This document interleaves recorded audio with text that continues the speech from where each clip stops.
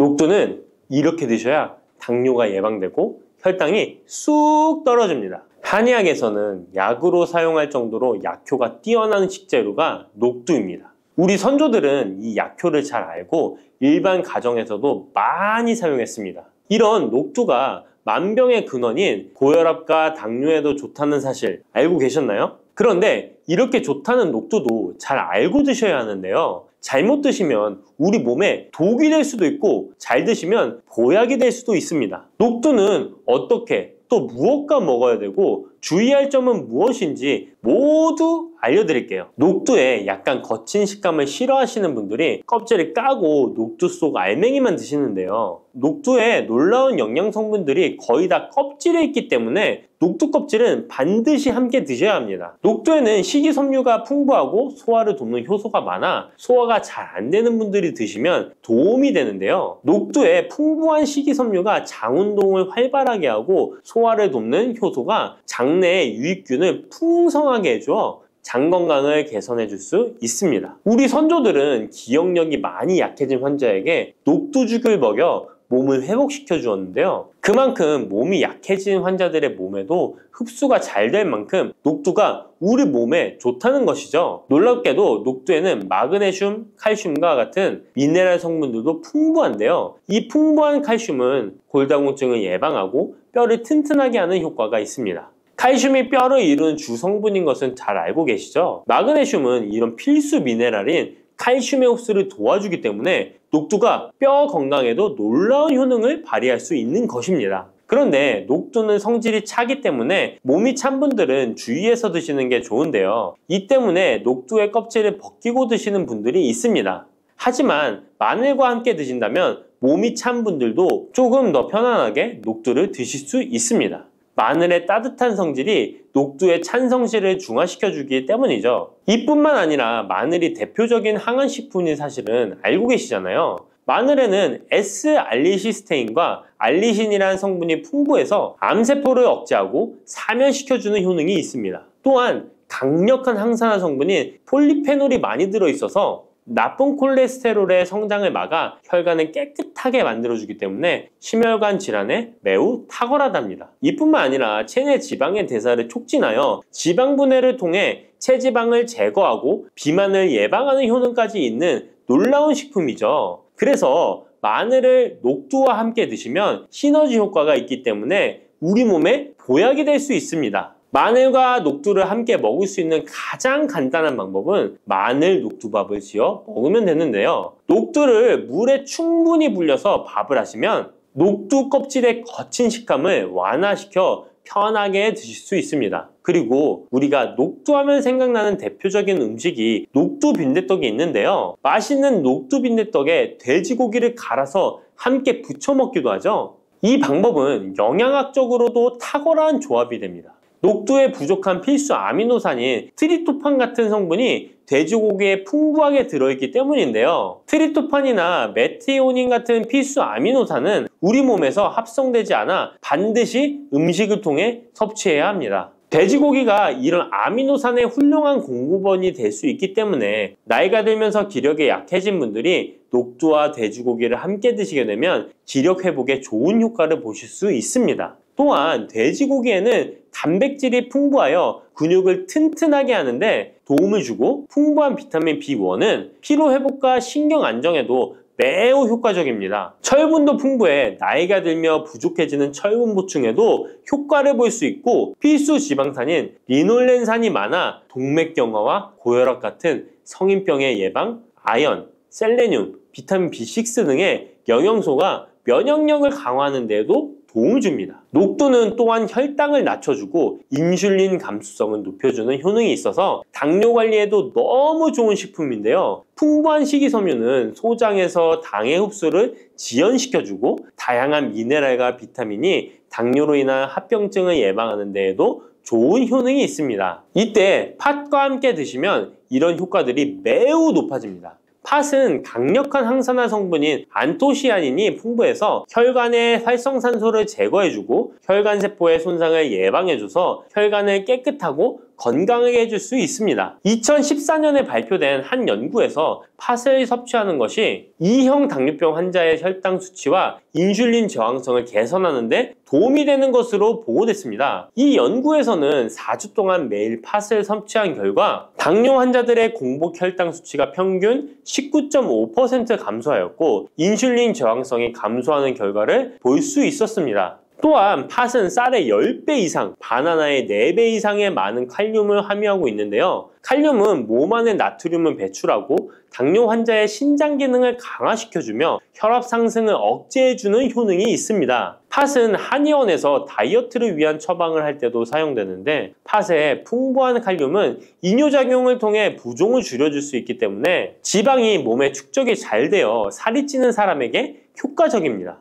특히 쉽게 붓고 살이 찌는 분들에게 더욱 효과가 좋은데요. 한 실험에서 실험쥐에 팥 추출물을 먹였더니 체지방 함량이 30% 이상 줄었고 몸무게도 37%나 감소한 결과를 발표하기도 했습니다. 자, 이렇게 녹두와 함께 복용하면 좋은 식품들을 알아보았는데요. 그렇다면 녹두를 복용할 때 주의할 점은 어떤 것이 있는지도 한번 살펴보겠습니다. 첫 번째는 녹두의 차가운 성질인데요. 녹두의 차가운 성질은 우리 몸의 열을 낮춰주고 스트레스를 해소하는 효과가 있습니다. 또한 염증 완화를 시키고 통증을 줄이는 데도 도움이 되는데요. 그래서 녹두로 속을 채운 베개를 쓰면 두통이 완화되기도 합니다. 다만 이런 찬 효능 때문에 녹두를 드실 때 주의하셔야 하는데요. 평소 몸이 찬 분들이 녹두를 많이 드시게 되면 오히려 몸에 해가 될 수 있습니다. 위나 장이 차가워지면 소화력이 떨어지고 복통이나 변비, 설사가 나타날 수 있습니다.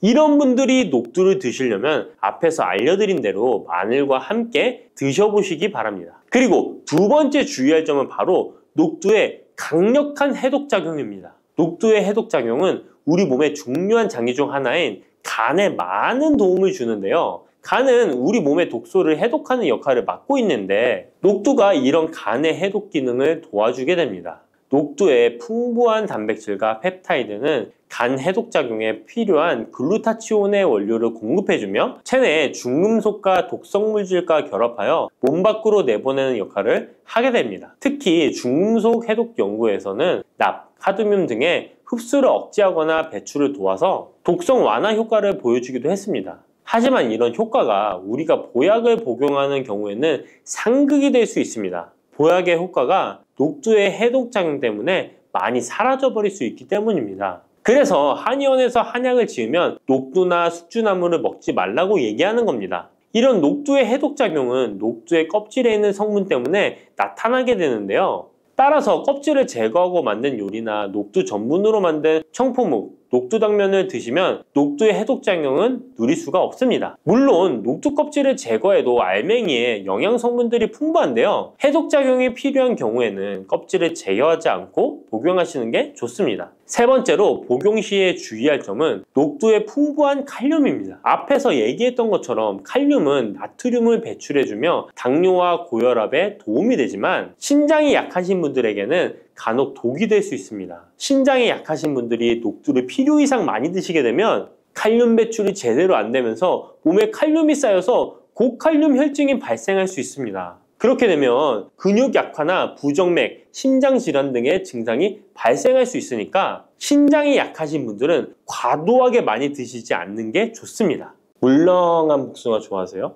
아니면 딱딱한 복숭아 좋아하세요? 사람들마다 본인이 좋아하는 복숭아의 종류가 따로 있죠. 백도, 황도, 천도, 요즘엔 신비 복숭아라는 것도 인기가 참 많은 것 같습니다. 냉장고에 뒀다 먹으면 달콤하고 부드럽고 향긋한 복숭아는 참 맛이 좋은데요. 여름철 대표 과일 중 하나인 복숭아도 함께 먹으면 의사들도 놀란 만큼 몸에 좋은 음식도 있고 또 복숭아도 잘못 드시면 우리 몸에 독이 될 수도 있습니다. 달콤한 과일인 복숭아는 당뇨 있는 분들이 꺼려하는 과일 중에 하나이기도 하는데요. 이 복숭아도 올바로 알고 드시면 당뇨가 있는 분들에게도 보약이 될 수 있습니다. 지금부터 복숭아와 함께 먹으면 보약이 되는 음식, 그리고 복숭아 드실 때 주의할 점과 복숭아의 효능까지 모든 것 알려드릴게요. 여름 과일의 여왕이라는 별명을 가진 복숭아는 더운 날씨에 다양한 영양소와 수분이 많아서 피로 해소와 식욕 증진에 도움을 줄 수 있습니다. 특히 복숭아에는 우리 몸에 흡수가 빠른 각종 당류와 수분, 비타민, 구연산 무기질 등이 풍부하게 함유되어 있어 더위에 지친 몸에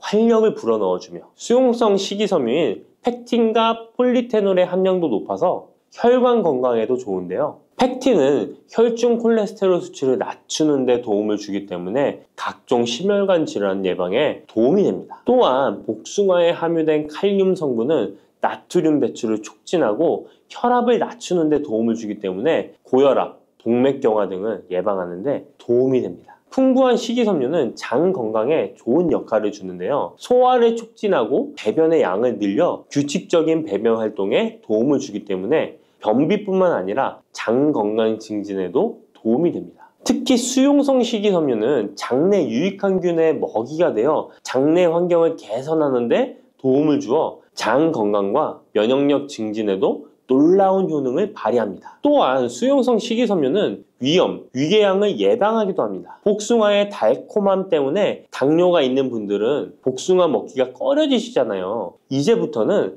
걱정 말고 드실 수 있을 거예요. 우선 복숭아는 달콤한 맛에 비해 혈당 지수와 혈당 부하 지수가 낮다는 사실 모르셨죠? 복숭아의 혈당 지수는 30에서 50 정도로 낮은 편입니다. 그리고 복숭아 100g, 복숭아 반쪽 정도를 먹었을 때 혈당 부하 지수는 3에서 5 정도로 낮답니다. 그렇기 때문에 당뇨가 있는 분들도 단단한 복숭아를 적당량 먹는다면 혈당에 큰 부담을 주지 않습니다. 게다가 복숭아는 다양한 항산화 성분이 풍부해서 당뇨 관리와 합병증 예방에도 도움이 됩니다. 특히 폴리페놀 성분은 인슐린 저항성을 개선하고 혈당 조절에 도움을 줍니다. 복숭아의 당뇨에 대한 효과는 연구 결과로도 입증되었는데요. 대한영양사협회에서 발표한 연구에 따르면 제2형 당뇨병 환자들이 12주 동안 하루에 200g 복숭아를 섭취했을 때 공복 혈당과 당화혈색소 수치가 감소했다고 밝히고 있습니다. 이 연구 결과는 복숭아가 당뇨 관리에 실질적인 도움이 된다는 걸 보여주고 있습니다.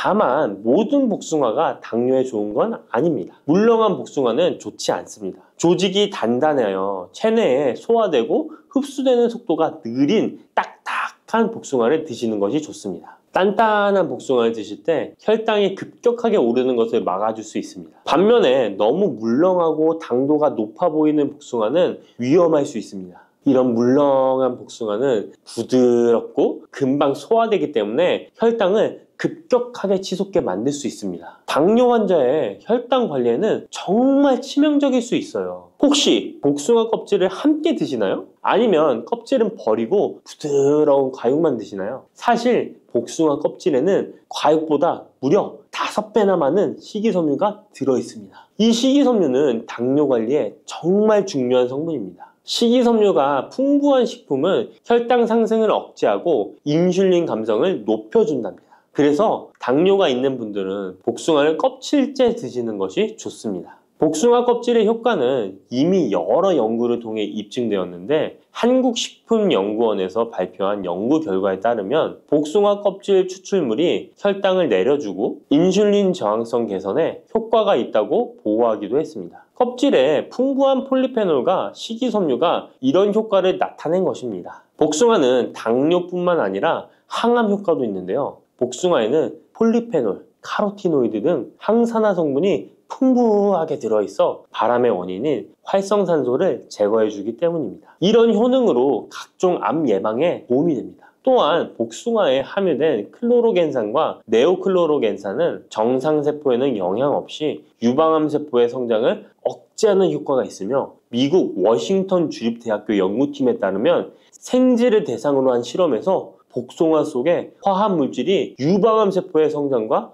확산을 억제하는 효능이 있는 것으로 나타났다고 합니다. 복숭아를 먹으면 안색이 좋아지고 피부 미용에도 좋아 미인이 된다는 말이 있는데요. 실제로 농촌진흥청에서 실험한 결과에 따르면 복숭아 추출물이 멜라닌 색소의 형성을 막는 데 도움을 주기 때문에 피부 미백에 효능이 있다고 보고되었습니다. 또한 복숭아에는 폴리페놀, 베타카로틴, 비타민 등이 풍부하게 함유되어 있어 노화의 원인인 활성산소를 제거해 주어 노화 방지에 도움이 된답니다. 복숭아는 수분의 함량이 높아 여름철 지친 피부에 수분 공급을 도와 피부의 활력을 높이는 데에도 탁월한 효능을 발휘합니다. 또한 복숭아는 신경을 안정시켜 주는데 도움이 됩니다. 성분이 들어있어 불면증, 불안감 등을 줄여주고 풍부한 마그네슘은 스트레스와 불안 해소를 돕고 과도한 흥분으로부터 신경계를 진정시켜주는 효과가 있습니다. 복숭아에 들어있는 구연산, 아스파라긴산,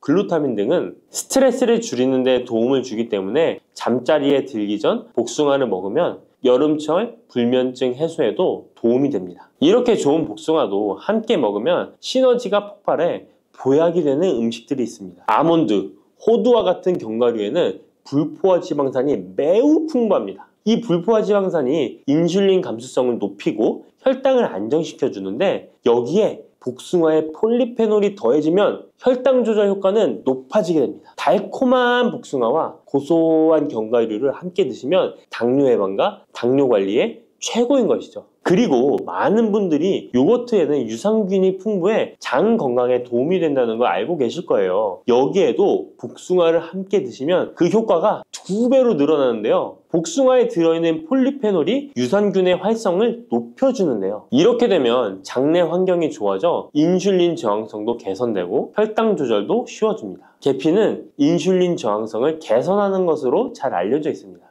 매일 계피가루를 조금씩 섭취하는 것만으로도 당뇨 관리에 도움이 되는데요. 계피와 복숭아를 함께 드시면 시너지를 내서 혈당을 안정시켜 줄 수 있습니다. 이렇게 몸에 좋을 것만 같은 복숭아도 드실 때 주의하셔야 할 것들이 있습니다. 언제, 어디서든 먹기 좋은 복숭아, 통조림 잘 알고 계시죠? 복숭아 통조림을 절대 드시면 안 됩니다. 통조림 복숭아에는 설탕의 함량이 매우 높기 때문입니다. 많은 설탕이 들어가 있을 뿐만 아니라 복숭아 자체도 물렁물렁하여 드시게 되면 혈당이 급격히 올라가게 됩니다. 당뇨 환자에겐 치명적일 수 있을 뿐만 아니라 건강한 사람도 자주 드시게 되면 췌장이 망가지고 각종 심혈관 질환의 위험이 높아질 수 있습니다. 게다가 통조림 가공 과정에서 영양소 손실도 많이 일어나게 되는데요. 비타민 C와 폴리페놀 같은 중요한 영양소가 파괴될 수 있습니다. 이렇게 되면 당뇨 관리에 도움되는 성분뿐 아니라 건강에 좋은 여러 영양 성분이 사라져 그냥 단맛 나는 젤리? 비슷한 음식을 먹는 것과 마찬가지가 되는 것입니다. 그러니 통조림 말고 반드시 싱싱한 복숭아를 드시기 바랍니다. 또한 복숭아에도 부작용이 있는데요. 복숭아 알러지 많이 들어보셨죠? 복숭아 알러지가 있거나 복숭아를 먹었을 때 두드러기, 호흡곤란, 설사, 발작 등의 증상이 발생한다면 복숭아는 피하는 것이 좋습니다. 또한 복숭아는 식이섬유의 함량이 높아서 과도하게 많이 먹게 되면 설사, 복통 등의 부작용이 발생할 수 있으니 과다 섭취는 피하시기 바랍니다. 지방 함량이 높은 음식과 함께 섭취하면 복숭아의 유기산이 지방 분해를 막아 배탈을 유발할 수 있습니다. 복숭아 씨앗에는 아미그달린 성분이 많이 들어있기 때문에 과다 섭취 시 사이안 화물 중독에 의해 구토나 간 손상, 호흡곤란, 동공 확장, 현기증 등의 부작용이 발생할 수 있으니 복숭아 씨앗 섭취는 절대 하시면 안 됩니다. 복숭아 보관은 어디에? 어떻게 하시나요? 냉장고 아니면 상온에 보관하실 텐데요. 일단 복숭아는 구입한 당일이나 다음날 바로 드시는 것이 좋습니다. 상온에서 2에서 3일 정도 보관했다가 드시면 맛이 가장 좋습니다. 그런데 구매한 양이 많아 전부 못 드시게 되면 냉장 보관하시기 바랍니다. 냉장 온도는 5도 정도의 온도로 유지해 주는 것이 좋습니다. 너무 차갑게 하시면 단맛이 떨어질 수 있으니 추천드리지 않습니다. 그러면 냉장 보관한 복숭아는 바로 꺼내 먹어도 될까요? 시원해서 좋을 수 있지만 먹기 1시간 전에 꼭 상온에 꺼내 두었다가 드시는 것을 추천드립니다. 8도에서 13도 사이가 복숭아가 가장 맛있는 온도입니다. 상온에 잠시 두면 냉장고의 차가운 온도가 풀리면서 복숭아의 달콤함이 살아납니다. 네, 안녕하세요. 저는 현재 미래에서 GMPT 스튜디오라고 하는 운동센터를 운영하고 있는 박경우라고 합니다. 반갑습니다. 실제로 요즘 시니어분들이 많이 좀 찾으시는 편이시죠? 네, 맞습니다. 안 그래도 최근 들어서 시니어분들이 많이 문의도 주시고요. 실제로 방문하셔서 저하고 수업도 같이 진행을 해보고 있습니다. 예전에는 적게 먹고 운동하면 살이 빠진다 이런 얘기가 좀 많이 있었는데 그게 요즘 통하지 않는다고 하던데 그게 왜 그런지 혹시 아시나요? 젊었을 때와 지금의 모습을 조금은 생각을 해보면 쉽게 답이 나오는데요. 저희가 어렸을 때는 이제 적게 먹고 더 많이 운동하면 체중에 대한 조절이 잘 된 경험을 한 번씩 해보셨을 거예요. 나이가 들어가게 됨에 따라서 아무래도 노화라고 하는 것이 진행이 되고요. 그로 인해 근육의 감소 또한 찾아오게 됩니다. 근육의 감소라고 하는 것은 대사량의 감소로까지 좀 이어지게 되거든요. 대사 자체가 감소하게 되면서 자연스럽게 소모가 되어지는 열량 또한 적어지게 되는 것이죠. 예전에 비해서 똑같이 먹었지만 소모가 되어지는 열량이 적어지게 되니 살이 좀 더 잘 찔 수밖에 없는 것이죠. 중년이 넘어가면은 뱃살이 진짜 안 빠지는데 혹시 이유가 뭘까요? 아무래도 이제 뱃살은 많은 분들의 고민이신데요. 사실 이 중년의 뱃살은요, 단순히 피하 지방으로 생각하면 안 됩니다. 피하에 있는 지방이 아니라 복부에 있는 지방은요, 내장 지방이기 때문에 잘 안 빠지게 되는 것인데요. 저희가 내장 지방이라고 하는 것은 한 번쯤은 들어보셨을 거예요. 저희의 복부 쪽을 보면 장기가 있을 겁니다. 장기 주변부에 붙어 있는 지방을 내장 지방이라고 합니다. 보통 이 내장 지방은요, 자체만으로도 염증을 많이 일으키고요, 독성에 대한 물질도 나타내게 됩니다. 그로 인해서 자연스럽게 몸에 대한 기능을 떨어뜨리게 되고요. 그리고 심혈관 질환에 대한 발병률을 좀 높이게 되죠. 그러면 이 내장지방 자체가 한번 들어오게 되면 실제로 이 내장지방이 잘 빠지지 않게 됩니다. 그 이유는 말씀드린 것처럼 기능에 대한 저하도 좀 포함이 되어지고요. 그로 인해서 이 기능이 저하가 되어지면 아까 말씀드린 것처럼 몸에 대한 대사 능력 또한 떨어질 수밖에 없습니다. 내장지방 자체가 있기 때문에 뱃살을 빼기가 좀 어렵다고 봅니다.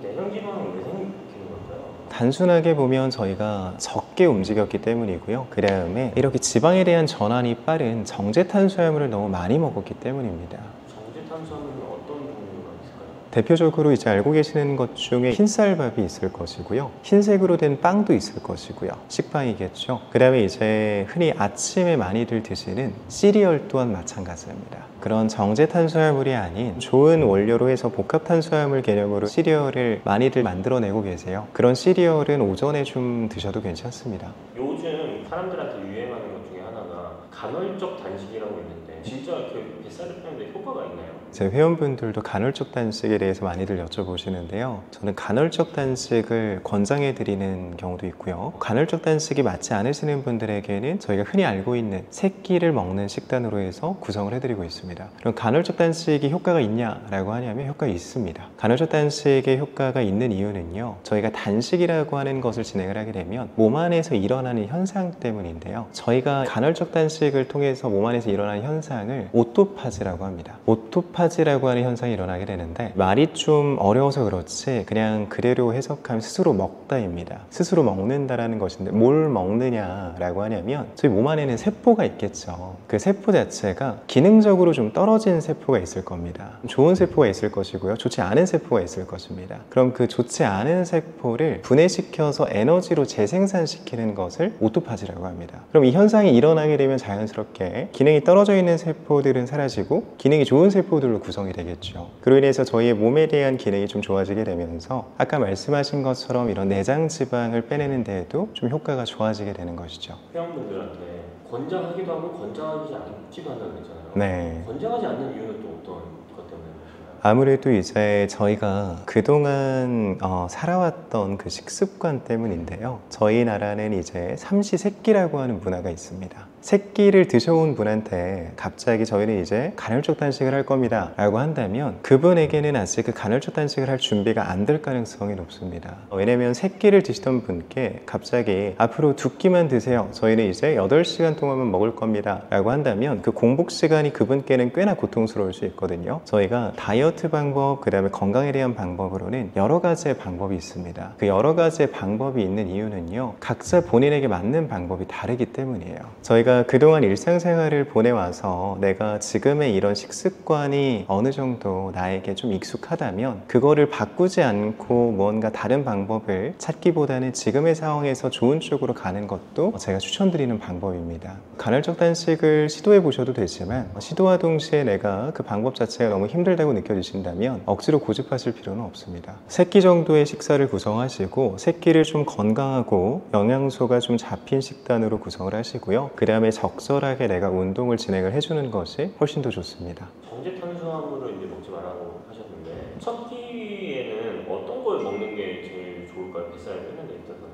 첫 끼는 꽤나 중요하게 볼 수가 있는데요. 왜냐면 내가 이제 일어나서 활동을 시작하기 전에 처음으로 먹는 음식을 저희는 첫 끼라고 얘기를 합니다. 첫 끼를 어떤 것을 먹게 되냐에 따라서 혈당에 대한 조절 능력에서의 차이가 나타나기 때문인데요. 저희가 정제 탄수화물을 피하라고 말씀을 드리는 이유는 혈당 자체가 너무 급격하게 올라가기 때문이에요. 혈당이 급격하게 올라온 만큼 이 혈당이 급격하게 떨어집니다. 그럼 급격하게 올라온 이러한 혈당은 지방으로의 전환이 빨라지게 되고요. 그런 지방으로의 전환이 빨라진 것은 아까 말씀드린 것처럼 내장 지방으로 축적될 가능성이 높습니다. 그럼 급격하게 떨어지는 혈당은요, 극심한 배고픔을 느끼게 되고요, 컨디션의 저하로 이어지게 됩니다. 저희가 이 혈당 자체를 조금은 잘 조절할 수 있는 음식을 선택해라 라고 하는 것인데, 그러한 음식들은 보통은 복합 탄수화물이라든지 양질의 단백질, 식이섬유, 좋은 질의 지방이 있습니다. 좋은 음식을 선택해서 먹는 것이 혈당을 조절할 수 있는 능력이고요. 오전에 식사를 하게 됐을 경우에는 말씀드린 것처럼 혈당을 높이는 음식은 피해야 하니 정제 탄수화물 쪽은 배제를 하고요. 복합 탄수화물로는 저희가 흔히 알고 계시는 현미밥, 잡곡밥이라든지 통밀빵 이런 것도 조금은 탄수화물군으로 선택을 해보셔도 괜찮고요. 아니면 요즘 많이 드시는 것 이제 오트밀이 있습니다. 오트밀도 도움이 많이 됩니다. 그리고 이제 단백질은 저희가 삶은 계란을 좀 드시면 도움이 되고요. 그다음에 이제 닭가슴살 알고 계시는 것처럼 드시면 좋고, 조금 더 나아가서 내가 이렇게 뭔가를 챙겨 먹기가 좀 번거롭다 하신다면 그릭 요거트에 견과류를 좀 얹으셔서 그렇게 드시는 것도 좋은 아침 식사가 됩니다. 그리고 마지막으로 제가 듣기로는 샤브샤브가 다이어트에 좋다던데 실제로 다이어트 중요해요? 밖에서 외식에 대한 부분을 생각을 안 할 수가 없는데요. 그리고 이제 집에서 건강하게 음식을 먹으려고 할 때 어떤 것을 먹냐라는 질문을 많이 하세요. 근데 이제 저도 마찬가지로 샤브샤브를 많이 추천을 드립니다. 샤브샤브가 왜 좋은 음식이냐라고 하냐면 저희가 재료를 놓고 보면 됩니다. 좋은 재료들로 구성이 되어져 있다는 것이 장점인데요. 양질의 고기와 혹은 해산물을 저희가 양껏 먹을 수 있고요. 그 다음에 신선한 채소들을 통해서 식이섬유 또한 충분하게 섭취해 볼 수가 있습니다. 샤브샤브를 먹을 때는 데쳐서 먹죠. 고기를 데치면서도 자연스럽게 지방이 조금은 빠지게 되고요. 그 다음에 야채를 육수에다가 넣어서 또다시 건져서 먹게 됩니다. 채소는요, 정말 좋은 것이 맞지만 이 채소 자체를 생으로 너무 많이 먹게 되면 위장에 부담을 주게 됩니다. 근데 익혀서 먹는 것이 가장 좋은데 쪄서 먹거나 아니면 데쳐 먹거나, 샤브샤브는 또 데쳐 먹지 않습니까? 그래서 위장의 부담도 줄이면서 저희가 양질의 식이섬유를 충분히 섭취해 볼 수가 있는 것이죠. 대신에 주의해야 되는 사항이 있습니다. 칼국수라든지 이런 밥은 드시면 안 됩니다. 한 가지만 이제 여쭙고 싶은 거는 트레이너님만의 꿀조합이라는 게 그런 게 있을까요? 일단 제가 먹는 방법을 말씀을 드리자면 첫 번째로는 맑은 육수를 선택을 하셔야 됩니다. 샤브샤브라고 칭하고 허거와 같은 비슷한 종류의 음식들이 많이 나오는데요. 맑은 육수가 아닌 다른 육수를 선택하게 되면 나트륨의 함량도 너무 높고요. 열량 또한 높아질 수 있으니 다이어트 음식과는 좀 거리가 멀어질 수 있습니다. 맑은 육수를 선택하시고, 그 다음에 많이들 소스를 좀 찍어 드시는데요. 저는 사실 샤브샤브를 먹을 때 간장 소스 외엔 다른 건 먹지 않습니다. 간장은 드셔도 되지만 간장만으로는 좀 심심하다 하신다면 와사비를 좀 곁들이시는 것도 괜찮습니다. 마지막으로 이제 뱃살에 대해 고민을 좀 있으신 분들한테 좀 해주고 싶은 말씀이 있다면 어떤 게 있을까요?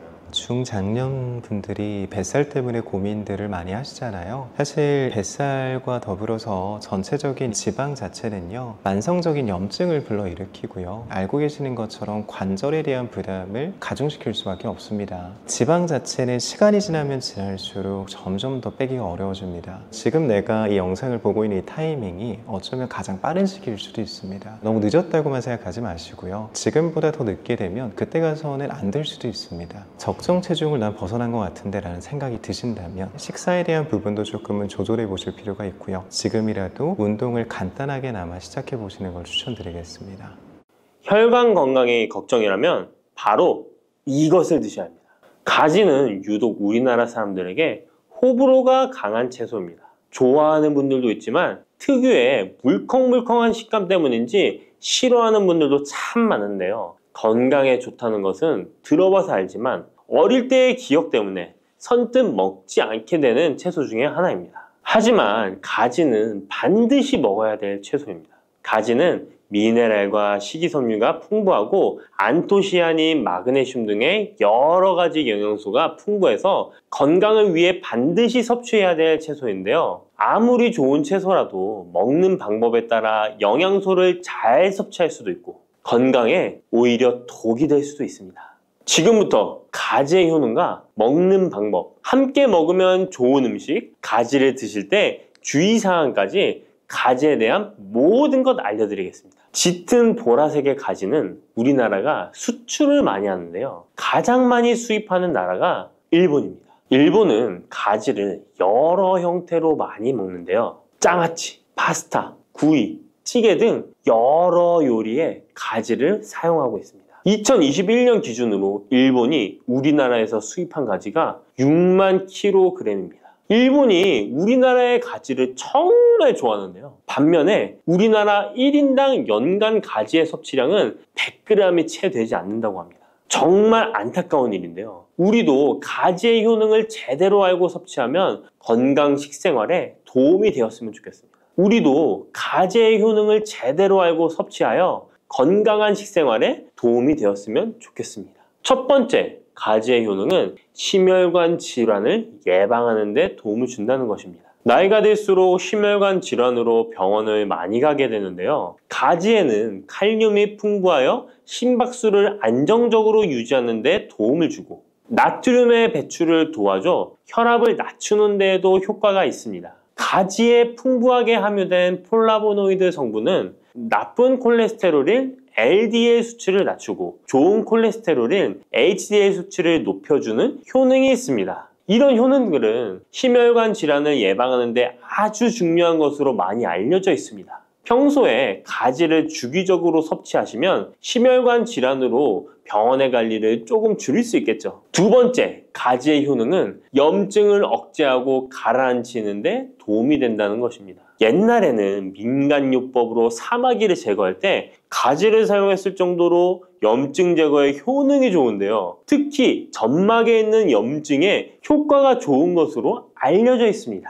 우리 몸에 점막이라 하면 대표적으로 입안, 잇몸, 식도 등이 되겠고요. 위장, 대장 등 소화기관은 거의 모두 점막으로 되어 있습니다. 입으로 음식이 들어가서 항문으로 배출되기까지의 모든 곳이 점막인 건데요. 면역력이 떨어지거나 스트레스, 특정 음식으로 인한 지속적인 자극은 이런 점막에 염증을 일으키게 되는데요. 이런 염증을 억제하는 데 가지가 도움이 된다는 것이죠. 세 번째, 가지의 효능은 혈당을 조절하는 데 도움을 주는 것입니다. 가지의 풍부한 식이섬유는 우리가 섭취한 탄수화물과 지방의 흡수와 소화를 늦춰주는 역할을 하게 됩니다. 이런 작용으로 혈당을 낮추는 데 많은 도움을 줄 수 있는데요. 식이섬유는 당을 흡착하여 몸에 흡수되는 속도를 느려지게 해서 혈당이 급격히 올라갔다 급격히 떨어지는 혈당 스파이크 현상을 예방할 수 있고 저혈당도 방지하며 이런 효능으로 혈당을 일정하게 유지하는 데 도움을 줄 수 있습니다. 또한 가지의 풍부한 폴리페놀 성분과 천연 식물 화합물은 설탕의 흡수를 감소시켜주고 인슐린 분비를 증가시켜주어 혈당을 낮추는 데 도움을 주게 됩니다. 네 번째, 가지의 효능은 노화를 예방하는 데 도움을 준다는 것입니다.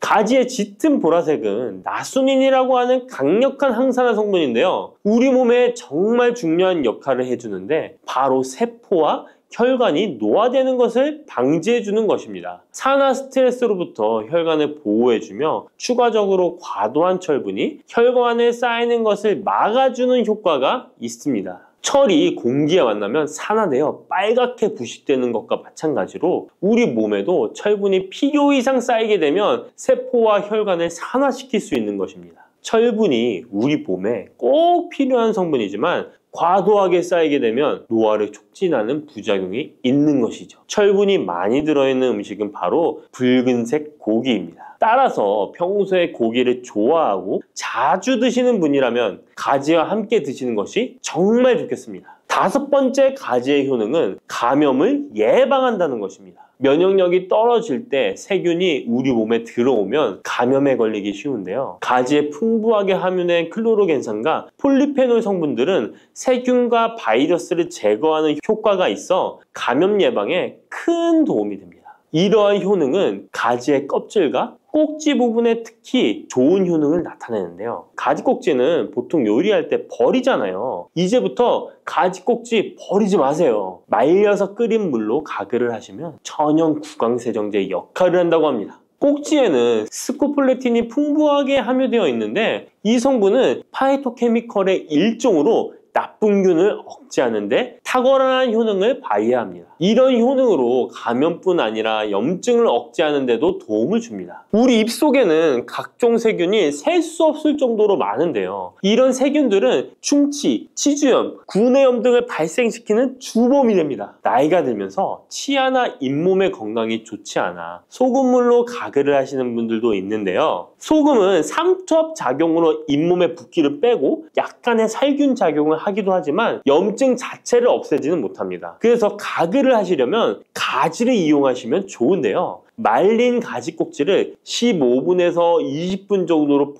펄펄 끓인 뒤에 식혀서 약간의 소금을 탄 후에 가글 하시면 잇몸병과 구내염 등을 예방하는 데 효과를 볼 수 있습니다. 6번째 가지의 효능은 항암 효과입니다. 암세포를 제거할 수 있는 항암 성분들이 가지에 풍부하게 함유되어 있는데요. 일본이 가지를 좋아한다고 했잖아요. 일본의 농림성식품연구소에서 연구를 했습니다. 가지, 시금치, 브로콜리 3가지를 이용해 발암물질을 억제하는 실험을 했는데요. 해당 연구에서는 발암물질인 벤조피렌, 아프라톡신, 타르질 등에 대한 돌연변이 유발 억제 효과를 평가하였습니다. 그 결과 가지에서 약 80% 이상 발암물질을 억제하는 효과가 밝혀졌습니다. 또 다른 연구에서도 가지의 알칼로이드성 식이섬유가 유방암, 대장암, 난소암 등의 원인이 되는 동물성 지방을 제거하는 데 탁월한 효능이 있는 것을 발견하기도 했습니다. 또한 가지의 풍부한 폴리페놀은 대표적인 항암 성분이기도 합니다. 가지는 여러 항암 효과를 가지고 있는 훌륭한 항암 식품이 틀림없습니다.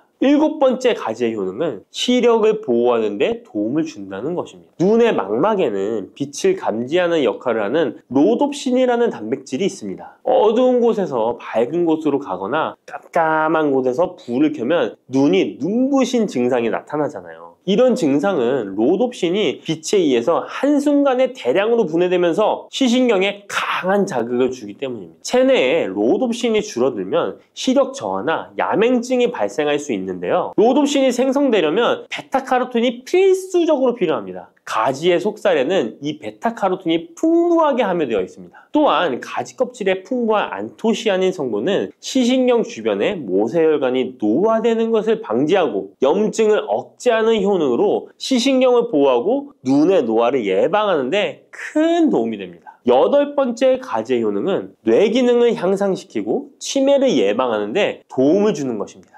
가지에는 비타민 B6, 엽산, 마그네슘 등의 영양소가 풍부하게 함유되어 있습니다. 이러한 영양소는 뇌 신경 전달 물질의 생성을 촉진하고 뇌의 기능을 향상시키는 효과가 있습니다. 또한 가지에 함유한 안토시아닌은 뇌의 노화를 방지하고 기억력을 향상시키는 효과가 있어 치매 예방에 도움이 됩니다. 이렇게 가지에는 뇌 기능 유지와 뇌 건강에도 좋은 효과를 나타냅니다. 9번째 가지의 효능은 피로 회복에 도움을 준다는 것입니다. 가지에 함유된 비타민C, 칼슘, 마그네슘 등의 성분들이 체내의 대사를 촉진하고 에너지를 생성하는 데 도움을 줍니다. 체온 조절에 도움을 주며 가지에 함유된 스코폴레틴과 스코파론 성분은 근육의 신경 안정 및 경련을 완화시켜주는 효능이 있어 근육 피로 회복에 많은 도움을 줄 수 있습니다.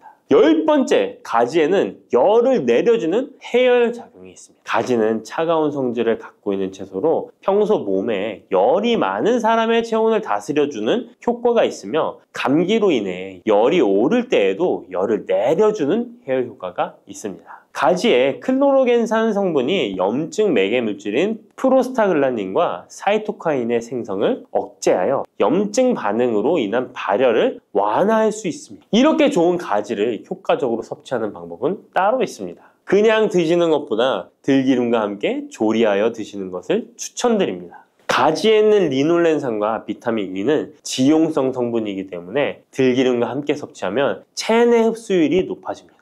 가지의 속살은 스폰지같이 기름을 흡수하기 때문에 들기름의 영양소 흡수율은 더욱 높아질 수 있습니다. 들기름은 하루에 한 스푼씩 약처럼 드시는 분들이 있을 만큼 건강에 많은 도움을 주는데요. 치매를 유발하는 물질인 베타 아밀로이드가 뇌에 쌓이는 것을 막아주어 알츠하이머 치매를 예방하는 효능이 있습니다. 또한 피토스테롤이라는 성분이 함유되어 혈관 내의 콜레스테롤의 수치를 낮춰주는 데 도움이 됩니다. 이뿐 아니라 염증성 질환을 예방하고 뼈의 건강에도 좋으며 심혈관 질환을 예방하고 장 건강에도 정말 좋은 효능을 발휘하는 것이 들기름입니다. 이런 들기름이 가지와 만나면 효과가 극대화되는 것인데요. 가지를 요리할 때는 쪄서 드시는 것이 가장 많은 영양소를 흡수할 수 있는 방법입니다. 상명대학교의 외식영양학과 연구팀이 이에 대한 실험을 진행했습니다. 가지 100g을 물에 넣어 삶는 방법, 찜기에 넣어 찌는 방법, 그리고 랩을 씌워 전자레인지에 돌리는 방법, 이렇게 3가지 방법으로 가지를 조리했습니다. 이때 가지의 항산화 성분인 클로로겐산의 함량이 어떻게 달라지는지 확인을 했는데요. 가지를 찜기에 넣고 쪘을 때 클로로겐산의 함량이 늘어났다고 합니다. 항산화 성분뿐만 아니라 칼슘도 가지를 쪘을 때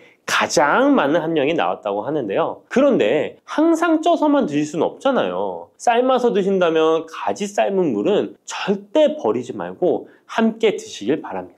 짙은 보라색의 가지 껍질에는 안토시아닌이 풍부한데요. 이 안토시아닌의 항산화 효과는 토마토의 3배, 그리고 브로콜리의 2배로 알려져 있습니다. 이 안토시아닌은 항산화 작용에도 강력하지만 스트레스를 완화하는 데에 도움을 주고 신체가 정상적인 기능을 회복하고 유지하는 데에도 도움을 주는 성분입니다. 신체가 정상적인 기능을 회복하고 유지하는 데에도 도움을 주는 성분입니다. 그런데 이 안토시아닌은 수용성 성분으로 물에 잘 녹아 나옵니다. 그래서 가지를 씻을 때는 너무 물에 오래 담가두지 마시고요. 가지를 삶아서 조리했다면 이 물에 안토시아닌이 풍부하게 함유되어 있기 때문에 이 가지 삶은 물을 차처럼 드셔도 되고 다른 요리할 때 채수로 사용하셔도 좋습니다. 이렇게 좋은 가지도 드실 때 주의하실 사항이 있습니다. 많은 채소나 과일들이 익히지 않고 생으로 드실 때 좋은 경우가 많은데요. 가지는 절대로 생으로 드시면 안 됩니다. 가지에는 솔라닌이라는 독성 물질이 있기 때문입니다. 솔라닌은 쌍난 감자에 생기는 독성과 같은 것인데요. 이 독성은 위경련, 복통, 현기증, 식중독 등의 증상을 유발할 수 있으므로 가지는 반드시 익혀서 드시기 바랍니다.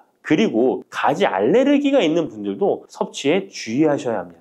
가지를 먹기나 만지기만 해도 입 주변이나 피부가 가렵고 두통 또는 복통이 생긴다면 가지 알레르기가 있을 가능성이 높으니 가지 섭취 시에 주의하시기 바랍니다. 가지 알레르기가 아니더라도 아토피나 다른 알레르기 때문에 항히스타민제를 복용하고 있는 분들도 가지 섭취를 주의하시면 좋겠습니다. 마지막으로 가지는 찬 성질의 음식이기 때문에 체질 자체가 냉하여 몸에 냉증이 있는 분들은 가지를 다량 섭취하실 경우 위장에서 탈이 날 수 있으므로 섭취 시 주의하시기 바랍니다.